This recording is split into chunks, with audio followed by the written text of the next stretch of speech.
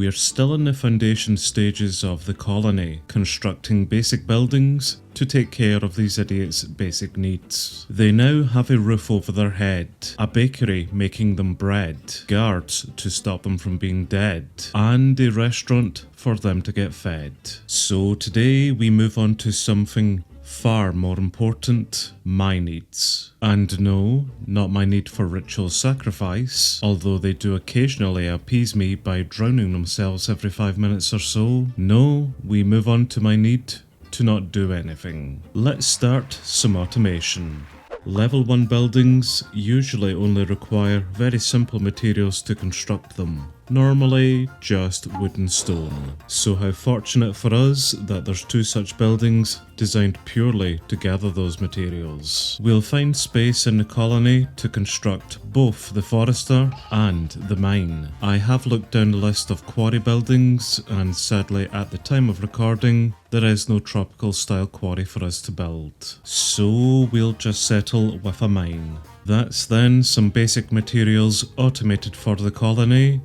But it still leaves one big open question. How do we get these materials to the builders? If you thought the answer was that I'll deliver it to them, then you're clearly new to the channel. We'll construct some courier huts and have those little scamps deliver items. And we'll build them a warehouse just to store all of their crap in. So lots to do today, quite a few new buildings. Let's find some space and get started.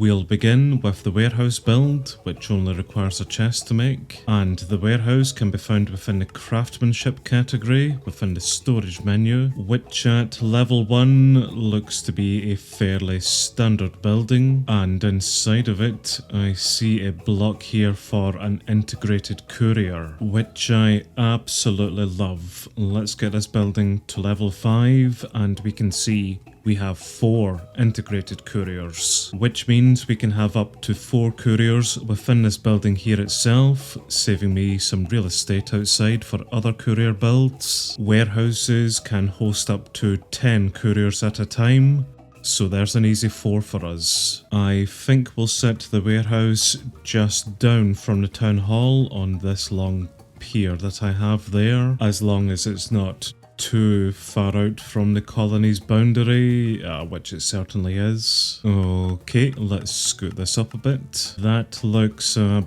bit better and we may just get away with it. Well, we will see. Let's assign that to the builder.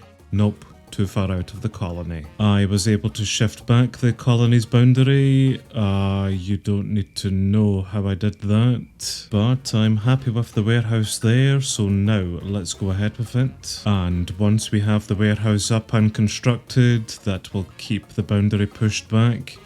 Then we'll come out here and destroy this guard tower. And the builder is out immediately to start constructing it. So I'm betting in about 5 minutes time we're going to see a drowned message. The warehouse build itself is a fairly chunky building actually, although mainly just a lot of jungle materials and a shed load of spruce slabs, all of which the forester build will eventually make for us. But what I think we're going to do is construct the warehouse first, then we'll maybe put the mine and the forester just off from it. Yeah, maybe somewhere over here we could place those buildings, or we could do the forester on one side and maybe the mine on the other side. I do have some ideas as to how I would like the colony to look, but it's still very much a work in progress. Anything that we're not happy with, we will simply rip up and replace elsewhere, but eventually we will get some proper districts put down.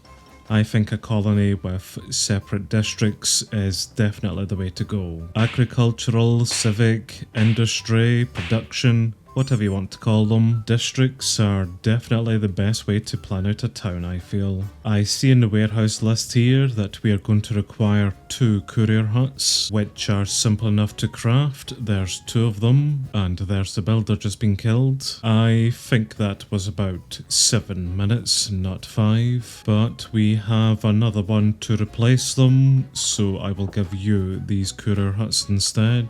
Or maybe not. Christine has has the measles. Dandelion, kelp and a poppy I am growing here actually, so that's no issue, but that also does mean that we are going to need to construct a hospital as well at some point soon. We have enough on our plates here today.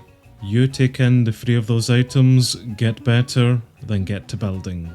Oh, and another achievement. Settlement. Have 10 or more citizens. That is because of all of the guard towers that we have placed down, some more legitimately than others. Well, whilst the builder gets on with this construction order here, or drowns themselves, whatever they wish to do, what I think we're going to do is just construct a few more roads, some more infrastructure leading off of the warehouse, just over to these areas where we could potentially put in the forester or mine build. Roads are important, but are mighty boring to keep building, so I'm very happy just to construct them here myself to speed the process up, give our builders more time to do more interesting buildings than just infrastructure certainly.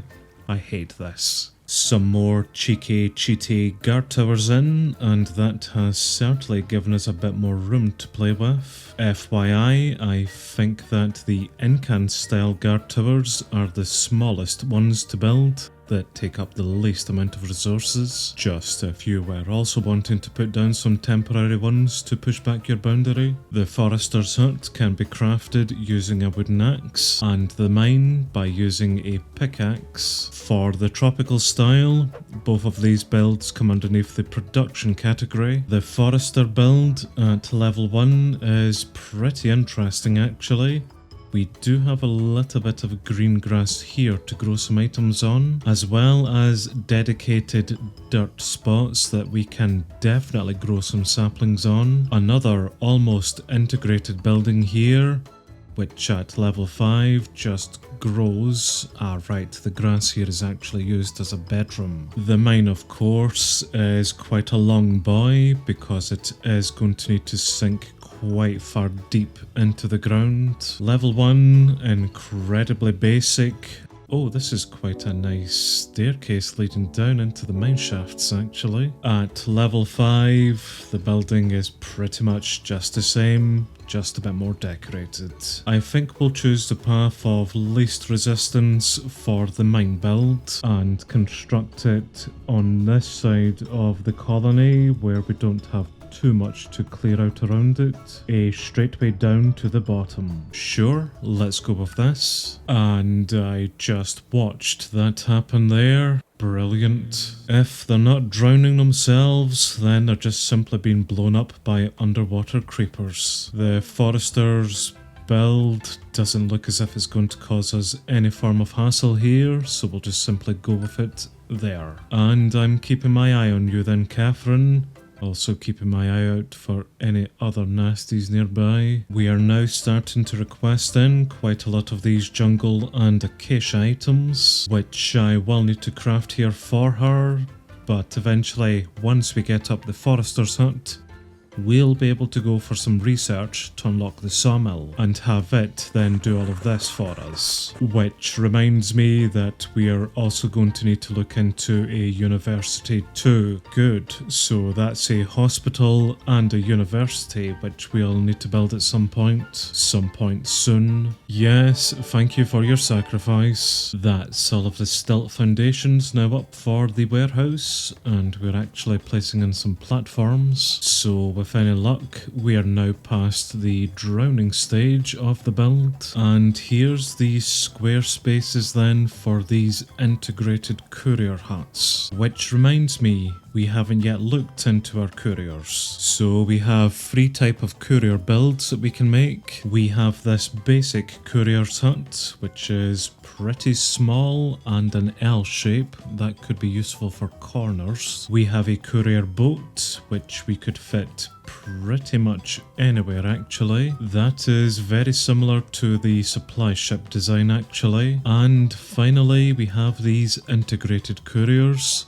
This one here is at level 1, and at level 5 we just expand out a little bit with some bookshelves. But I reckon that they will fit snugly something like this inside of the warehouse. We are getting some storage racks in now, which is grand. So finally we'll have a place to store all of the crap that we've been hoarding. And I seen that there, Isabel. There was absolutely no reason for you to jump into the water.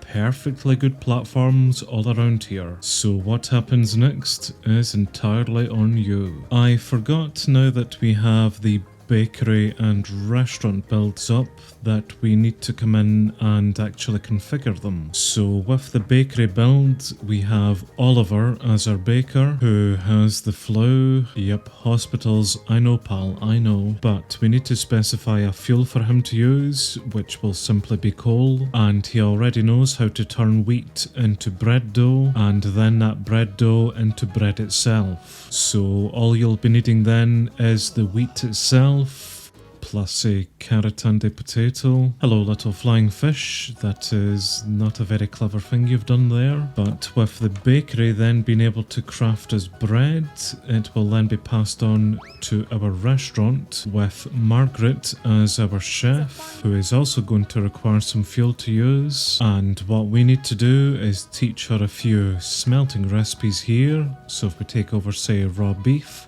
that will be smelted or cooked into steak, and we'll just do this with the rest of the raw items here. Then what I'll do is throw over a few carrots and potatoes for you to heal yourself, and I will stick some wheat and some coal into your racks, and you can then start making us some bread. And as for you then Margaret, here's a few coal pieces alongside some raw salmon and cod. So she's going to start cooking those for us, or for our idiots I should say, and whenever they become hungry, they'll simply come here to the restaurant and she will feed them. What I'm going to do actually is set a minimum stock of some bread. Yep, an entire stack of bread. So that means that Marguerite should always then request in a stack of bread, which the bakery next door should prepare for her, so long as he has the wheat in for it and isn't sick. And I think he is doing that right now. Yes, he is. Excellent. There's food pretty much taken care of. We will still need the delivery system up,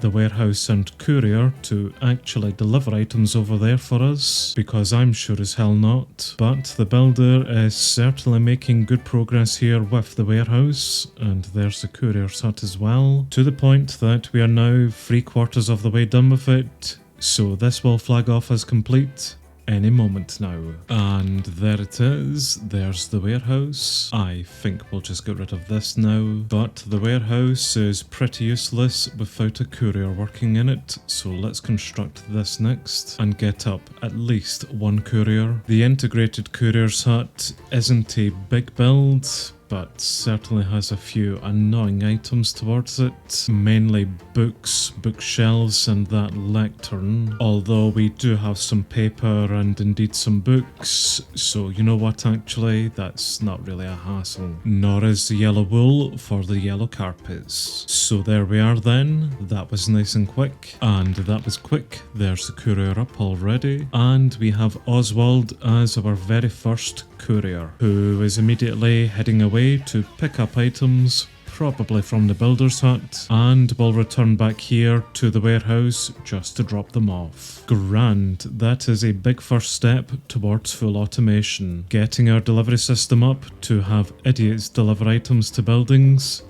definitely a winner in my book. I think what we'll do next is set the builder up with the forester's hut, which I don't see this being a very difficult building for her to get up here, just the same usual nonsense, and in fact we're nearly 50% of the way supplied already, so I think I will let her set this up in the offline here, and next time we will configure the building to actually grow some saplings. As for the mine build though, This is a completely different beast. This is a building which is going to require a bit more of our time to construct because I foresee a lot of issues with it. Our idiots can't really handle just building on top of water at the moment. Never mind building down into it. So yes, I don't really want to rush the construction of this building. I think we will leave this till next time.